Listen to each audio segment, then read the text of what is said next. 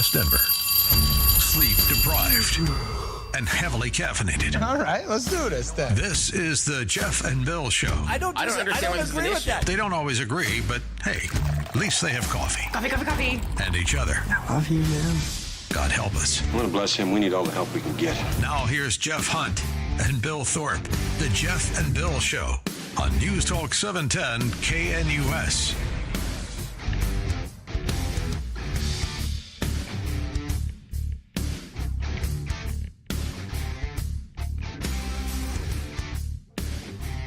$7 a.m. in the Mile High City on this Monday, October 27th, 2025. Good morning, Denver, Colorado. You've tuned in to the Jeff and Bill Show, News Talk 710, KNUS. Now, Bill, I am a Republican. I'm a proud Republican. Happy to be a Republican. I will pretty much always be a Republican. I've never changed on that. Yeah. So I don't really I barely follow the internal Republican fights, because for me it's stop the Democrats. Always just stop the Democrats. Democrats are ruining the state of Colorado. Stop the Democrats. I just don't get involved in the interpersonal battles that take place. And sometimes they even fight at each other through me, which Yes, is they kind of do. funny. They call and they're like, you need to tell this person. Oh, I love that. And I'm like, dude, I'm not going to do that. I love when this show becomes the person in like middle school math class who has to pass the notes to the other person. I love that. Right. That's fantastic. So I was interested to see this headline in the Denver Post over the weekend. After internal struggle, Colorado's libertarians look to pivot, and it could impact Congress. The party elected a suite of new leaders who promised to return to the party's long-standing ideals and candidates, bucking a more recent trend of aggressive alliances with outsiders. 2 weeks ago, the leadership of the Libertarian Party of Colorado sued 15 people ahead of the party's convention and accused them of setting up their own parallel leadership. Sounds familiar. That sounds real familiar. By the convention's end, 7 of those defendants had been elected to the party's board, including... Did they have a quorum? Yeah, that was the issue last time. Well, are we meeting under a bridge? Yes, exactly. How many people, and were they allowed? Yeah. Blah, blah, blah. Oh, that was so silly. Okay. Its chair and vice chair with promises to clean up the party's image, stop repelling people, and perhaps most consequently for the state and country, to go back to running libertarian candidates across the state. We won, longtime party member Karen Ann Harlos summarized in an email shortly after the convention ended last weekend. The overhaul was the result of more than 12 months of growing conflict within Colorado's largest minor political party, which has about 37,000 registered voters and has long focused on personal and economic liberties over government regulation. The Civil War included lawsuits, competing factions claiming control, and prior leadership attempting to place independent presidential candidate Robert F. Kennedy Jr. on the ballot and snub their own candidate. The party also moved closer to the Colorado GOP, including trying to clear the field to ease U.S. Rep. Gabe Evans' path in one of the closest congressional races in the country. The acrimony grew so pronounced that a judge had to oversee a binding agreement between the party's warring factions just to ensure that the October 18th convention followed its own rules and didn't devolve into a crud show, said the judge, Sarah Wallace. The last couple of years, the party took a different direction, and Saturday the delegates voted in Keith Laub, who comfortably beat the party's prior leaders to become chair. So, why this matters in Colorado particularly is how close these elections can be between Republicans and Democrats, particularly for the 8th Congressional District. Spoilers. Okay? In 2022, a Democrat beat the Republican there by 1,600 votes, while the Libertarian in the race garnered 9,300 votes. In 2024, Republican challenger Gabe Evans signed the Liberty Pledge, which was an agreement between the Republicans and the Libertarians, and the Libertarian opponent dropped out. Evans then beat the Democrat incumbent Yadira Caraveo by roughly 2,500 votes. Evans' victory represented a rare marquee Republican win in Colorado and has helped his party secure a narrow majority in the U.S.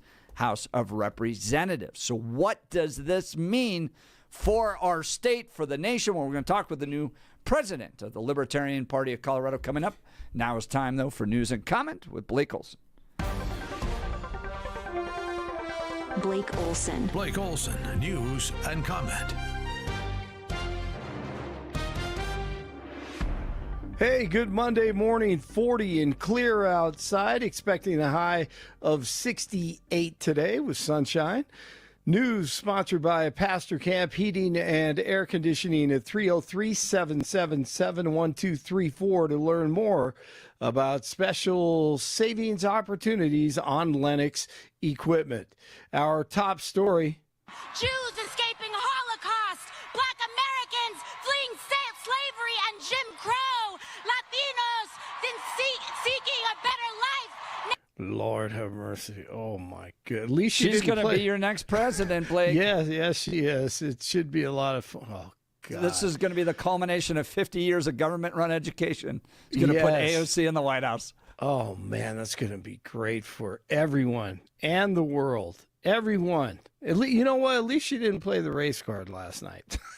Yeah, right. Yeah, she went through every race card. Yes, she did. She was at the Commie Mom Donnie rally in New York. Let's grow the government even bigger, tax you even more in New York, and take away even more of your freedom in the boroughs and in including Manhattan, says AOC. Native people standing for themselves, Asian Americans coming together in Queens, in Brooklyn, in the Bronx, in Manhattan, in Staten Island, in this country. Wow. All right, DJT landed in Japan this morning where he met Emperor Naruhito this morning, and we'll have another meeting today with other leaders. Later this week, 47 set to meet with Chinese leader Xi Jinping in South Korea before returning home. The Schumer shutdown enters day 27 with funding for food assistance set to run out for 42 million people this coming weekend. Thank the Democrats for that. The country's largest federal workers union just demanded that Schumer and the Democrats reopen the government by passing the Republican Clean CR. They represent nearly 1 million workers. NBC's Kristen Welker has Scott Besson on her show, and she blames everything on DJT, of course. He is leading, and there's no deal to do with Chuck Schumer. Chuck Schumer is trading off his polls. What's different than when he passed the clean CR in the spring? It's his polls. You know, the whole country's being held captive to AOC's polls. But let's look at the numbers. It's 52-3. 52 Republicans have voted, I believe it's 11 times, to reopen the government. 3 Democrats have. And right here, right now, I would urge moderate Democratic senators to come across the aisle, reopen the government, because I'll tell you, we're starting to eat into muscle here. This is starting to affect travel. It's starting to affect the economy. And, you know, this is quixotic. I don't know what the purpose is. I'm not sure they do. Great point. The Broncos jumped out to an early lead Sunday against the Cowboys at Mile High in their throwback unis. God, these things look so good. So good. They need to go permanent with these things. Ready? Cut back by Dobbins, and he takes off. Look at Dobbins go. And finally shoved down by and that sets up a touchdown. Dobbins, let's see, J.K. Dobbins, 111 yards. They win it last night, or on Sunday afternoon, 44-24, the final. Bo Nix, 19 of 29, 247 yards, 4 touchdowns, 1 interception. That's the Broncos' 5th straight win. R.J. Harvey, 46 yards, 2 touchdowns. Troy Franklin, 6 receptions, 89 yards and 2 touchdowns. Broncos now 6-2, and we have the head coach Sean Payton. A lot of production from the rookie class. Maybe they read someone's article, I don't know. But you had interception, touchdowns, Well, he paused there, but big win for the Broncos last night. And all eyes on the Chiefs this evening as they take on the Commanders. Jordan Love and the Packers over Aaron Rodgers and the Steelers last night. A Denver judge has issued an apology after he allegedly paid a defendant's $1 bond out of his own pocket.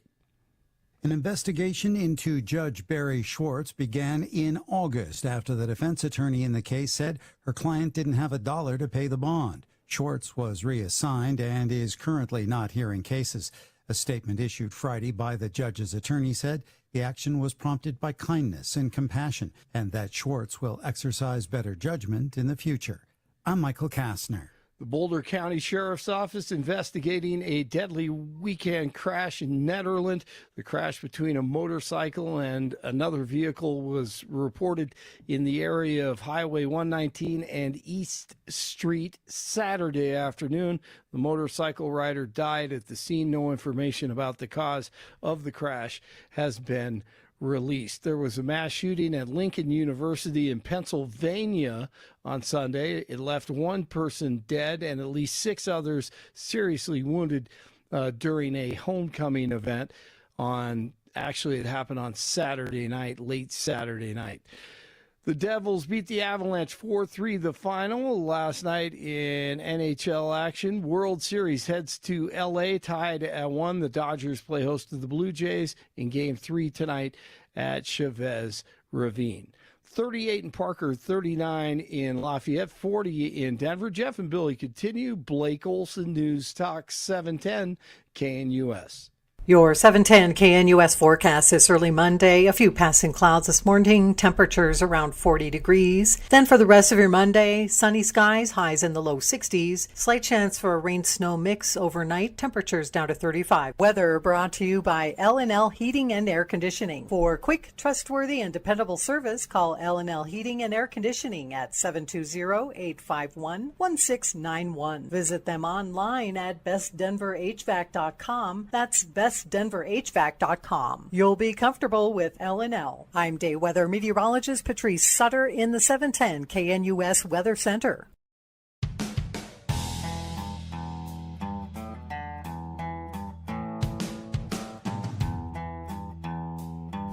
Welcome to the Jeff and Bill Show. Honored to have joining us now the new president of the Libertarian Party of Colorado, Keith Laube. Keith, thank you for taking time to join the Jeff and Bill Show. Yeah, good morning. Thank you. Yeah, well, thank you for having me on. It was a big weekend for you. You got elected. Tell us about what was happening kind of internally with the Libertarians of Colorado and how you took the mantle of leadership, what you plan to do. Well, yes, we had our annual state convention, and we had a number of board positions up for election, including chair, which I won. And the party had sort of taken a little different route the last couple of years, and the voters at the convention elected me to get the party back more to the libertarian principles, and that's what occurred. How's the Libertarian Party doing in Colorado? Talk to us about your registration numbers, how you influence. Do you have people that are elected, maybe not obviously statewide, but some of the smaller localities? Have Libertarians been winning in Colorado? Yeah, so our registration numbers have decreased mostly in the last couple of years, and a lot of that had to do with Robert F. Kennedy Jr., the past board tried to get him on the ballot in 2024 as the presidential candidate. And of course, that did not happen. Chase Oliver was on the ballot in Colorado, but that started sort of the disenfranchise of many registered libertarian voters, and our numbers decreased here the last couple of years because of that.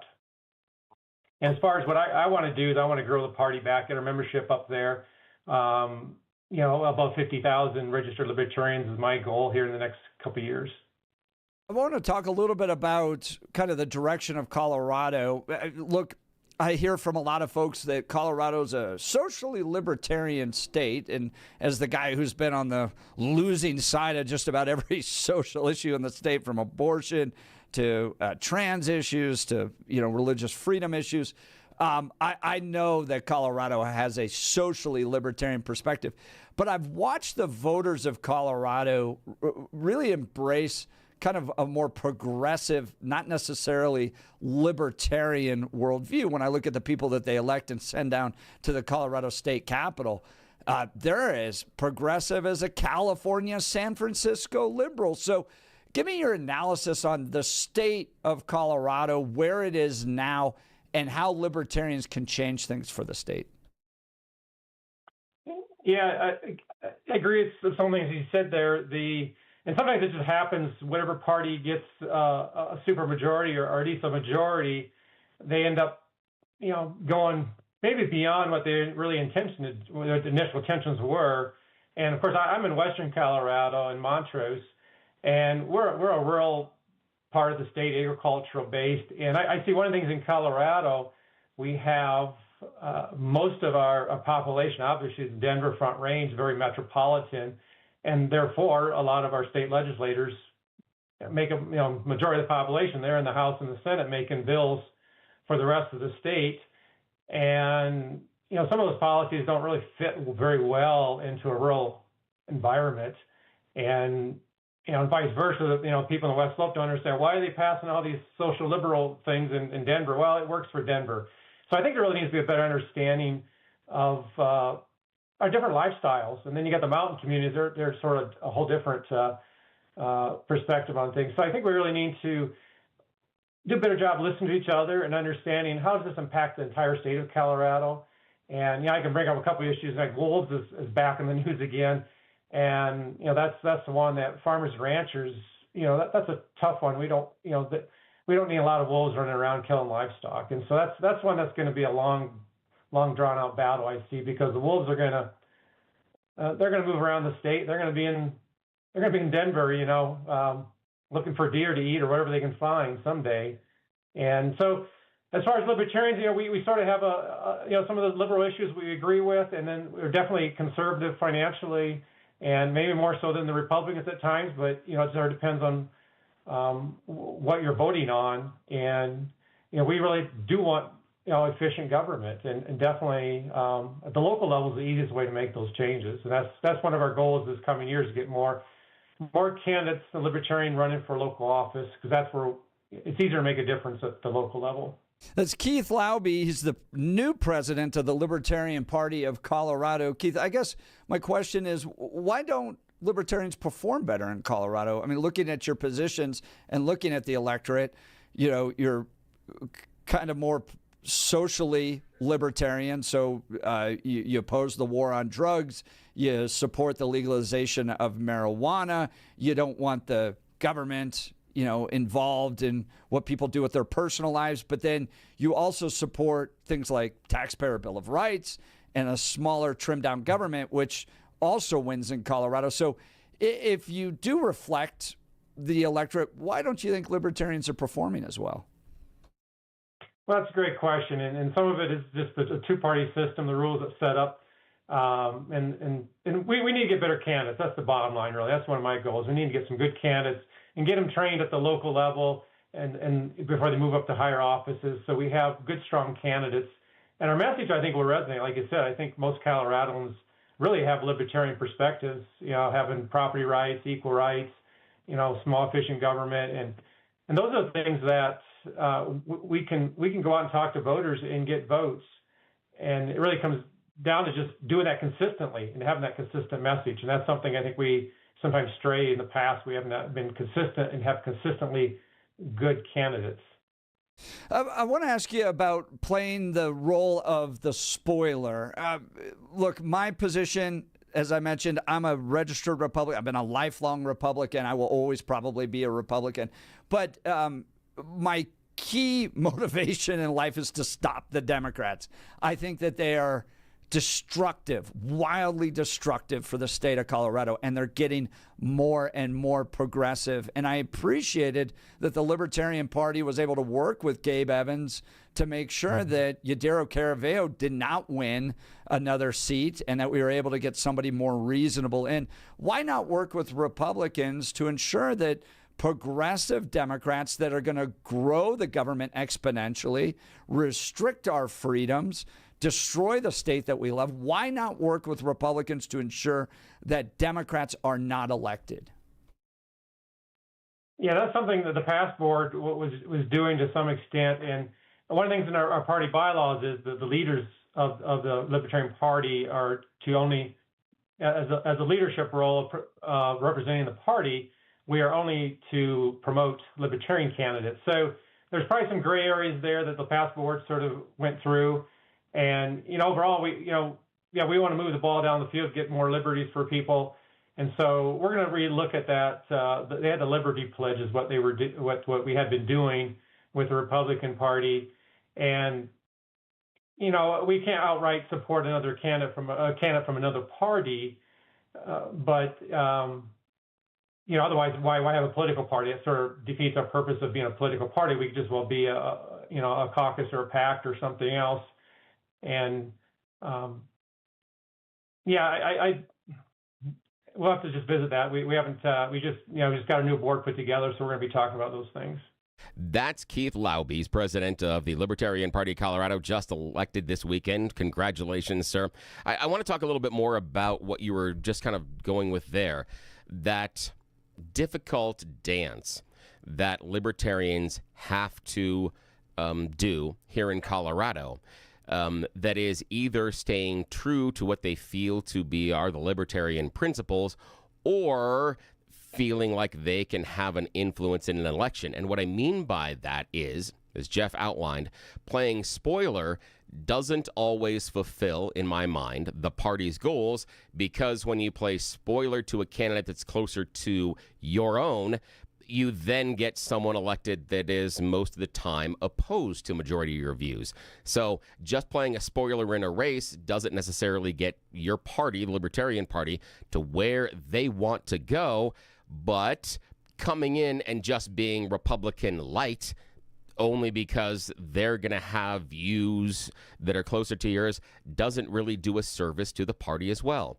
How do you propose navigating that difficult dance in such a liberal state like Colorado to carve out the libertarian voice while also not giving that impression that all you're doing is helping elect more liberal Democrats? Yeah, it really comes down to the individual voter. I mean, each voter has their own decision. And I think really historically, if there's 3 or 4 or 5 candidates on the ballot, if there's not a libertarian, someone that's libertarian leaning is going to, probably half of those are going to either vote for another third-party candidate, which in Colorado there's 6 other third-party or minor parties available, or they're not going to vote at all. And I've done that before. I don't like either candidates on the ballot. I don't vote at all for that position. I think maybe a fourth would vote for Republicans, a fourth for Democrats, and maybe if the Republicans more leaning, they'd get a little bit more.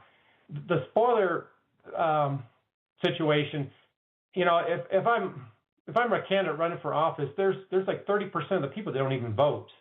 I mean, most elections we get a 65-70% turnout, and so as a candidate, if I'm Gabe Evans, I want to win. Go out there and excite the other 30%. And that's really what we need to do as a country. It's really pathetic we don't have a higher voter turnout. And we've tried all kinds of things with elections, mail-in ballots, and trying to make it easier for people to vote. And 30% of the population just tunes out, and that's unfortunate. And somewhere we need to correct that, whether it's when voters are 18 or have them start voting. Make sure they vote those first couple of years, and then it's always tough in the 20s because you move and you're transitioning different areas and you don't know the politics. But to me, that's really the crime, that we don't have a higher turnout for voting in a free country like ours. I like that. And I think that is a difficulty that you're going to be facing going forward. Now, one of the things you talked about earlier on, Keith Laube, brand new president of the Libertarian Party of Colorado, is increasing the voter registration for the Libertarians. It is plain as day that the more people that are registered as Libertarians, the more influence the Libertarian Party will have on Colorado politics. That's easy, so we can start there.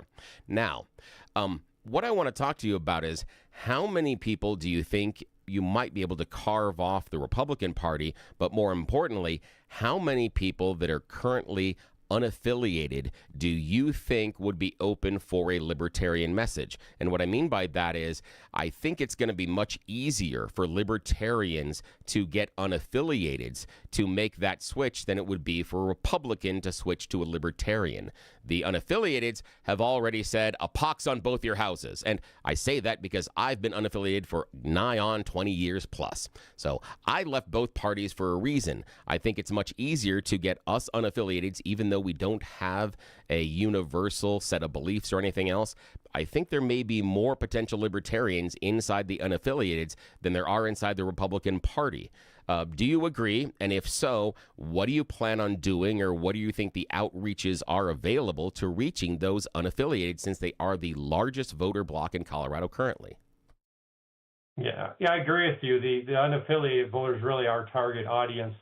And, in 2016, we had that Proposition 108 that passed. And that's changed the landscape a little bit. I mean, at that time, I think only 37% of the voting population was unaffiliated. Now it's grown. I think it's like 51% now. And so they've carved off, people in the Republican Democrat Party lost 5, 6, 7% of their registered base. And we lost some too because of that.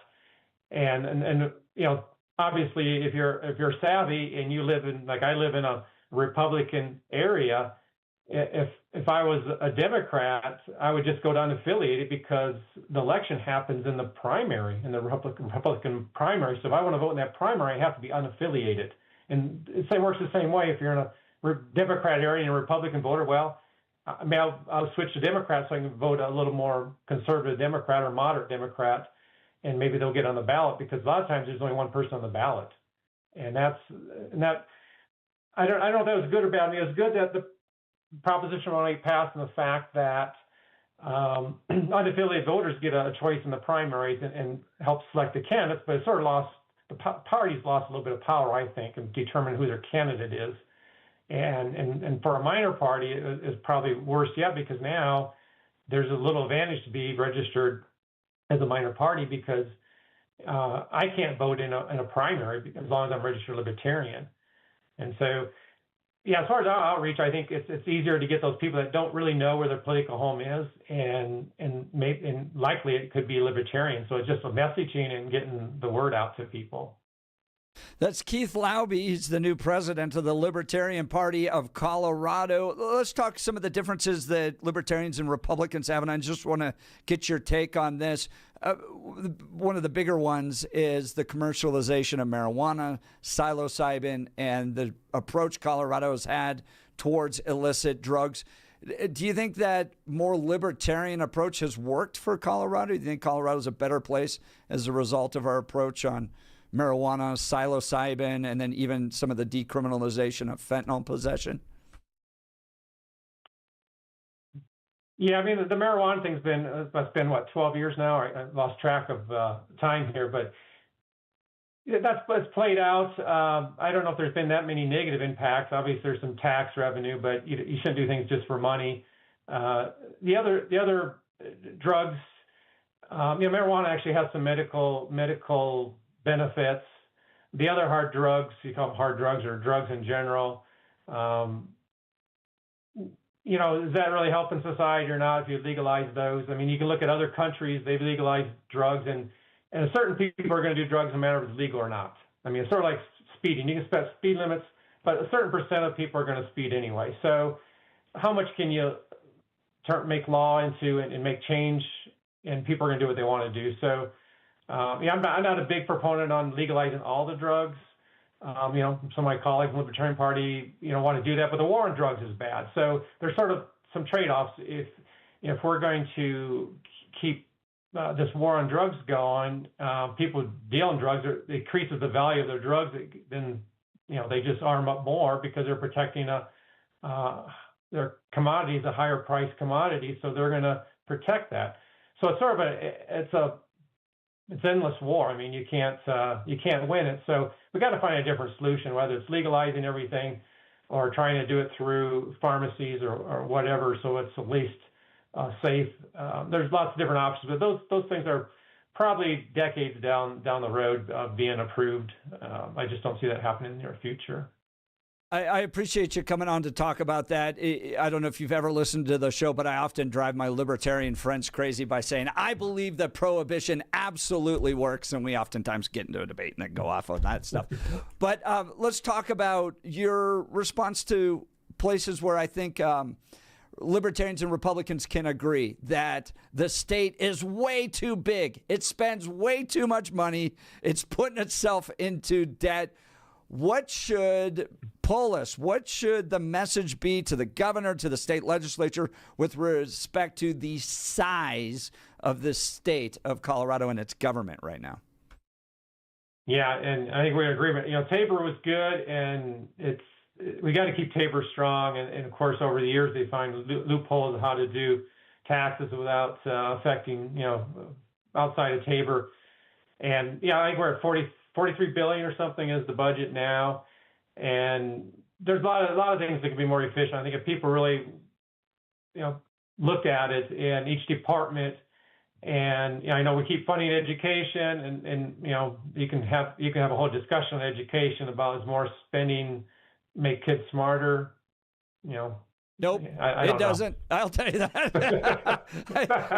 I think what we're seeing with Mondami and Bernie and AOC is the culmination of 50 years of government-run education, which is we have lots of little Marxists running around going, tax the rich, tax the rich. So, no, it doesn't. Yeah. So how they spend that money in education is more important. Are we getting better teachers, higher quality teachers, and in the classrooms? And everybody's passionate about their children and learning, so that's a tough one always. But I think our state budget's too big, and a lot of times just priorities. What are our priorities? And the Democrats are in control; they have different priorities than Republicans. And unfortunately, whoever's in control there, it's our opportunity. We got to really up the budget in this department or that department, and the race is on. And every state has this. Our national government the same way. They just love to spend it's our money. It's my money, it's your money, and, it goes to Washington or to Denver, and I don't know how much comes back to me, maybe 70 cents on the dollar, I don't know, not even that probably. And, that is what I appreciate about the libertarian approach, is that you all understand, like us as Republicans, that money isn't just coming out of nowhere. That was made by people that are working hard. It is their dollar, and it is being taken from them at the point of a gun with the threat of jail time by a very powerful institution called the government that then misuses the dollar, can't deliver on what it promises, and meanwhile the rest of us have less money to work with to begin with. Well, Keith, you came on with one of the most vocal social conservatives in the state of Colorado, and I sure appreciate your time today. That's Keith Laubies, the president of the Libertarian Party of Colorado. Keith, how can people follow you and follow your leadership of the Libertarian Party here in Colorado? Well, if they want to get more information, then go to our website at lpcolorado.org, and they can become a member, whatever they want to do. That's their choice. Learn about the issues, and register Libertarian. Obviously, is an easy one on the Secretary of State's website. But appreciate you having me on, and I look forward to this coming year in the Libertarian Party. We've got to stop the Democrats, and we have that common theme and the common thread together. So, Keith, thank you so much for your time. Go to lpcolorado.org, lpcolorado.org, to learn more about the Libertarian Party of Colorado. What do you think? Join the conversation. Give us a call. Is this an important change within the Libertarian Party of Colorado that you are ready to be a part of? Do you see them as spoilers for Republicans and a big problem for Gabe Evans in ensuring that we're able to keep his seat? Give us a call at 303-696-1971 or text us on the Dan Caplis Law text line 720-819-5115. Let's talk Gyrie's. Folks, my wife and I have been talking about updating our home for a while. We took a big first step. We went to the Gyrie's location in Parker and had an absolutely fantastic experience. We got to sit down with the professional designers who showed us an incredible selection of Hunter Douglas custom blinds, shades, and shutters. Look, I was a little overwhelmed at first. I'm not a home improvement type of guy. But the designer was a true pro, walked us through everything, answered a lot of my wife's questions, and helped us find the perfect options to enhance the look and functionality of our home. So whether your curtains are clashing or you just want a fresh look, Gyrie's has the solutions for you. Their designers are the experts, and they help you with everything from window treatments to full room decor. But the best part of it all, they offer a personalized in-home consultation. They come directly to you, so you can get the same expert advice right in your own home as we got. Do yourself a favor. Get started today. Visit Gyrie's.com to schedule your in-home consultation. That's GUIRYS.com. GUIRYS.com. Go see the great people at Gyrie's. You'll be sure to thank me. We'll continue with your phone calls and texts. Libertarian Party of Colorado has a new president and a new direction. Do you like it? Love to hear directly from you. You're listening to The Jeff and Bill Show. This is Denver's talk leader, News Talk 710 KNUS.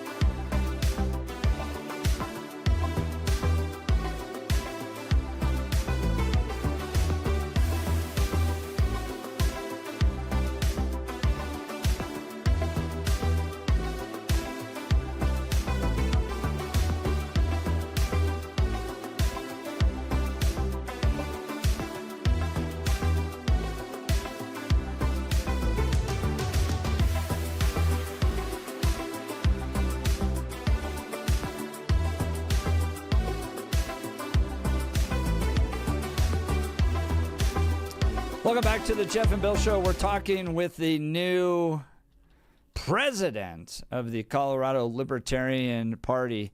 By the way, Hannah Goodman, who joined our show at one point in years past, has now said she's intending to join the Democrat Party, the former president of the Libertarian Party. Yeah. Oh, golly. Which for me personally is more about I want to join the team where the power is. The idea that I think is a whole lot more about, well, I can go actually get elected somewhere if I do this. Yeah, that's exactly it. Oh, the libertarians, What do you think about this? Now, you have a lot more experience in campaign strategy than I do. So talk to me about what your impressions are of the Libertarian Party, them coming back to their roots, because from where I sit, not belonging to either party, but looking at the long history of Colorado politics, the only path forward I can see for libertarians until they, I would say, triple or quadruple their membership, the only path forward they have is to be spoilers. Win some local seat, right? Yeah. So here's, school board, in my mind, right, Republicans are the best, always the best. Yeah. Democrats are the worst. Would I rather have a libertarian governor? Sure. Yeah. Would I rather have a libertarian member of Congress than a Democrat? Sure. But not with Gabe Evans. Look, oh, man. If libertarians were attractive to voters of Colorado, they would have some form of elected power. And they don't. Which is why I oftentimes kind of push back on this notion that we're a libertarian state. Jared Polis is a libertarian governor. No, he's not. No, he's a progressive Democrat, and they win. Progressive. They come out in droves, 30,000 of them for Bernie Sanders, which is nearly the entire size of the Libertarian Party of the entire state of Colorado. I hadn't thought about that until you said that. Nice one. I really had not even thought about it until it came out of your mouth. They all came out. Job. They all had a party. And you couldn't even get all the libertarians together. So I've got lots of friends who are libertarians. I understand the appeal, especially when you're younger, right? I debated Austin Peterson once at Turning Point USA. Austin Peterson was the libertarian nominee for president at one point. And his saying was, I want to host a gay marriage in the middle of my marijuana field while we all shoot AR-15s in the air, or machine guns in the air. Like, that was his worldview. And I remember watching all these young men being like, I don't want to go to that room. I just don't. There's going to be some bad decisions going to be made there. Just saying. So I get the appeal, but if you were able to appeal enough to the voters, then you would have some form of power.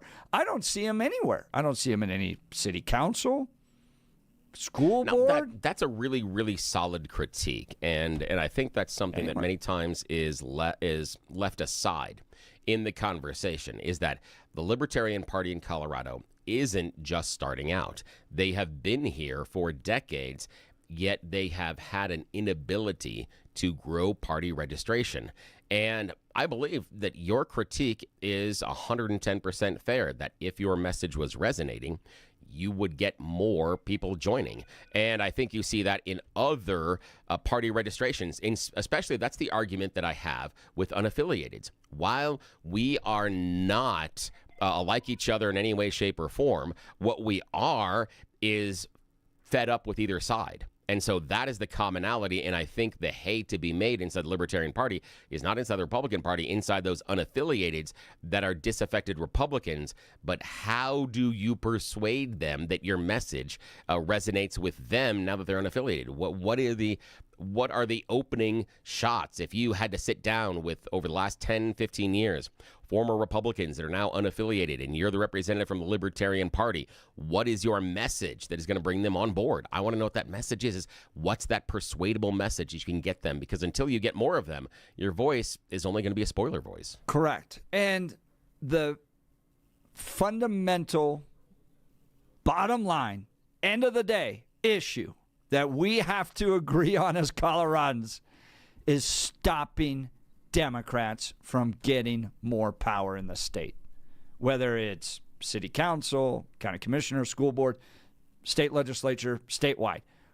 They are destroying our beloved state.